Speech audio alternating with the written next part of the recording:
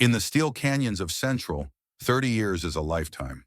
For Frank, it was 3 decades spent calculating risk, hedging against volatility, and mastering the cold, hard mathematics of the East. He was a pillar of the city, a man who had survived handovers and market crashes, convinced that if you controlled the numbers, you controlled your life. But 3 decades of winning can build a very hollow empire.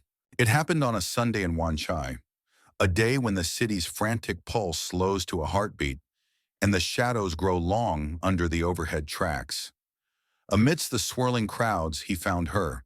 She was from Indonesia, possessed of a warmth that made his air-conditioned world feel suddenly, desperately cold.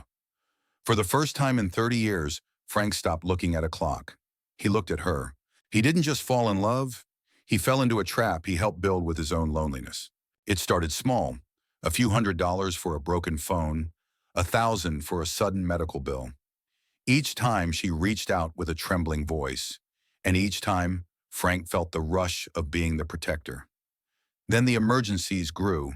A family land dispute in Jakarta, a sister's tuition, a business license hanging in the balance. Over months of Sundays, the wire transfers became a rhythmic ritual of devotion. He ignored every red flag he would have flagged for a client. He bypassed the protocols he'd spent a lifetime enforcing.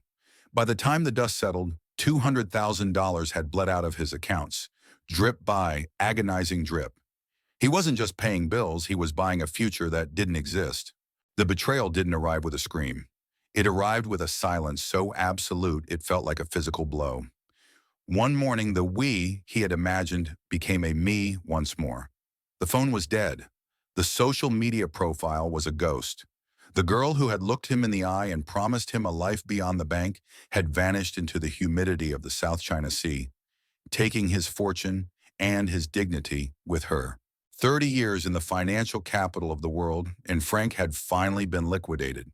Not by a market collapse, but by a girl on a Sunday afternoon who saw the one thing he couldn't hedge against, his own need to be loved.